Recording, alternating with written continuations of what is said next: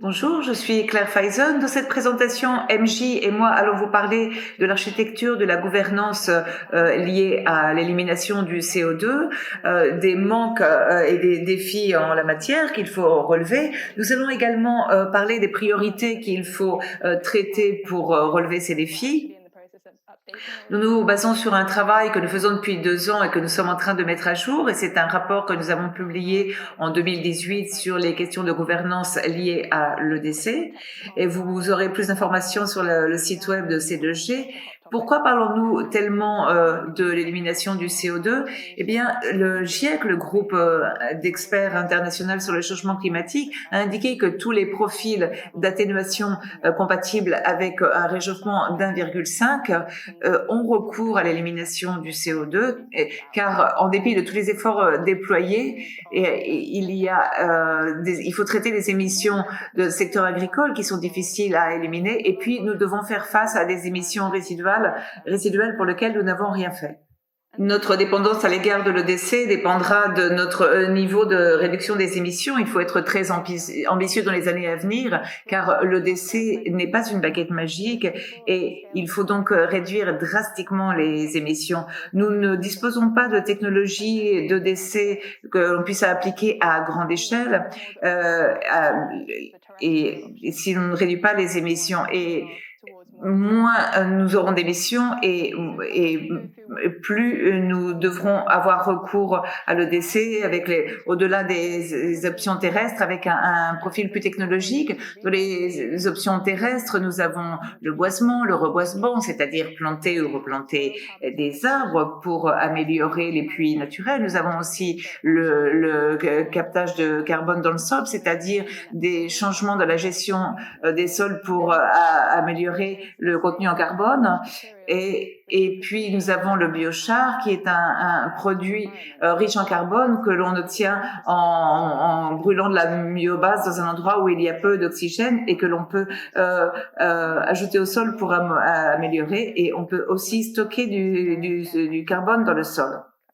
Il y a aussi des options technologiques que l'on voit en bas de l'écran, par exemple le captage direct du carbone de l'air et le stockage qui se fait à travers des procédés chimiques en éliminant directement du CO2 de l'air et en le stockant dans le sol. Et il y a l'amélioration de la météorisation qui consiste à dissoudre des silicates et des roches carboniques qui ensuite se répartissent dans le sol pour améliorer la météorisation, laquelle élimine plus de CO2 de l'atmosphère.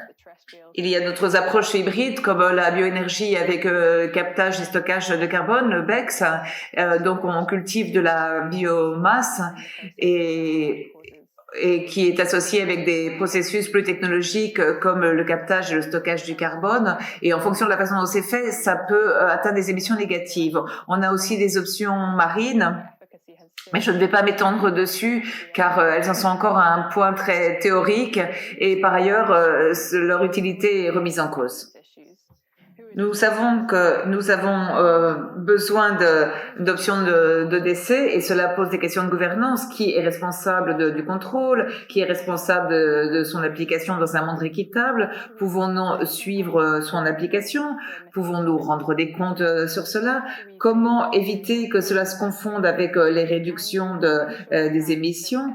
Comment pouvons-nous remplir les exigences de développement durable, et comment veiller à ce que les différents traités n'entrent pas en conflit les uns avec les autres. Maintenant, je laisse la parole à MJ pour qu'elle nous en dise plus sur le sujet.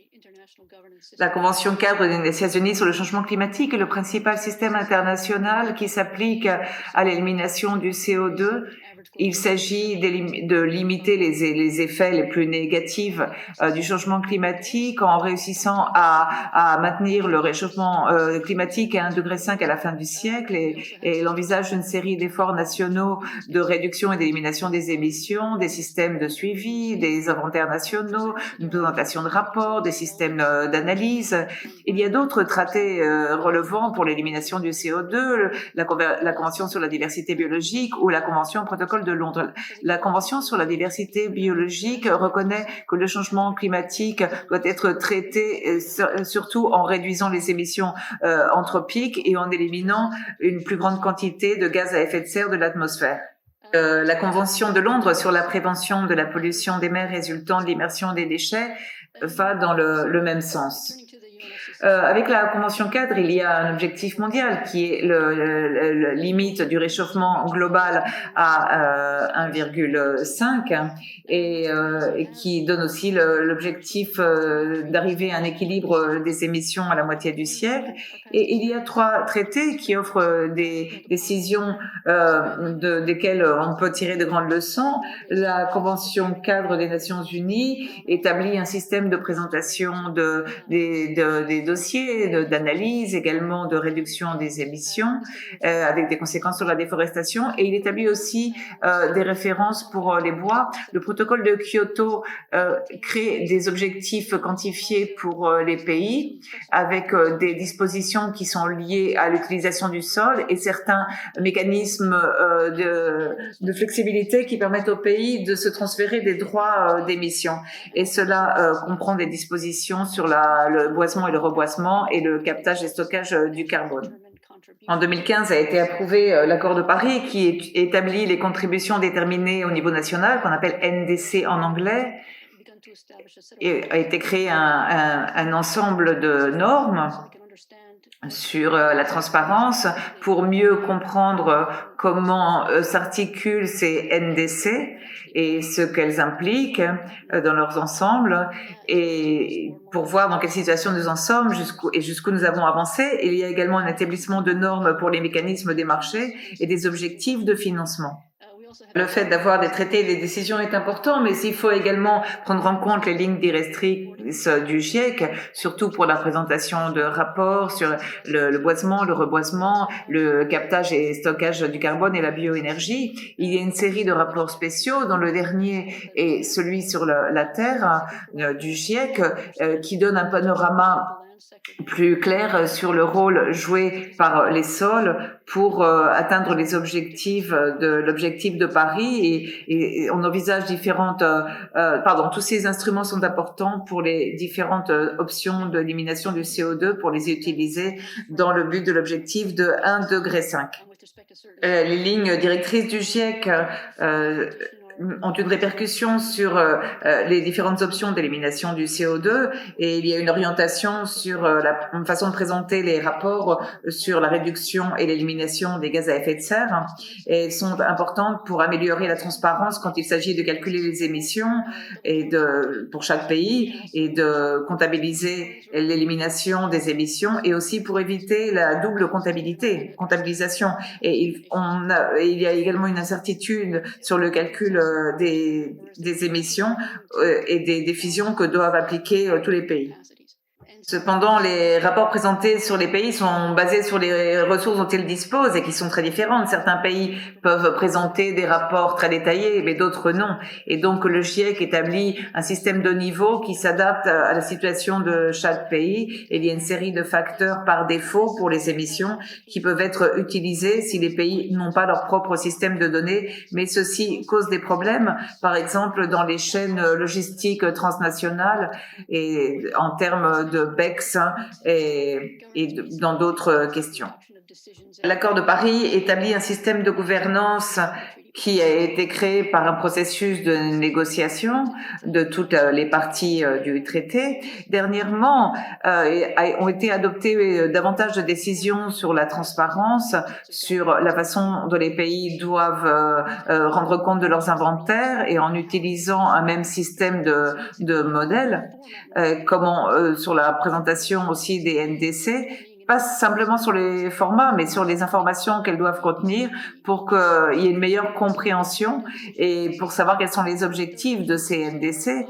Et également a été abordé le thème de la comptabilité quant à certaines options de décès, mais il est clair qu'il y a très peu de normes concrètes et par ailleurs, cela ne s'applique qu'au deuxième cycle des NDC. Donc nous avons une série d'orientations sur la comptabilisation, mais elles ne sont pas très détaillées. Et donc, il est difficile d'éviter la double comptabilisation. Cependant, on prône l'application de principes qui demandent que l'information présentée par les pays soit transparente, juste, comparable et complète. Et en plus, nous avons les dispositions qui sont incluses dans l'équilibre mondial. L'accord de Paris vient d'un processus de négociation, ce qui veut dire qu'il y a la possibilité que le mécanisme de suivi soit déformé. Les pays, les États n'ont pas pu se mettre d'accord sur une série de normes détaillées sur les contributions déterminées au niveau national et donc ils sont présentés dans différents formats et avec différents niveaux d'ambition, des niveaux très différents. Certains incluent certains secteurs économiques, d'autres non. Certains abordent les spécificités du secteur du sol et d'autres non. Certains utilisent le secteur de la terre pour compenser les émissions du secteur industriel. Il n'existe pas non plus une approche commune sur les niveaux de référence pour le secteur du sol et il y a encore beaucoup de flexibilité sur la façon dont les pays décident de comptabiliser leurs émissions, ce qui est important car par exemple, les altérations nationales, les produits qui viennent du bois sont comptabilisés de façon différente et ces orientations sont recommandées pour le premier cycle des NDC, mais elles ne sont obligatoires que pour le deuxième. Ce niveau de flexibilité veut dire que certains pays peuvent élaborer leurs propres indicateurs pour voir jusqu'où ils ont avancé et cela rend très difficile la comparaison des situations des différents pays. Cette flexibilité donc entraîne des incohérences dans les informations présentées par les pays et peuvent même être déformés le niveau réel d'atténuation que les pays prétendent obtenir. Certains utilisent de façon très créative les modèles de référence et même peuvent inclure des activités dans les NDC qui apparemment réduisent les émissions, mais alors que ces émissions sont en hausse. C'est-à-dire qu'il y a une série de lacunes dans le système de gouvernance qui concerne l'atténuation, comme je viens de le dire, en termes d'information, sur l'application de ce système établi par l'accord de Paris, en dépit des orientations sur le suivi que les pays doivent faire, mais il y a également des lacunes en termes de comptabilisation, de connaissances sur les différentes options d'élimination du CO2 et comment il faut y avoir recours, et aussi sur le système des incitations financières pour appliquer ces options. Nous avons étudié certaines de ces lacunes plus en détail et donc nous pourrons répondre, si vous le souhaitez, à des questions après.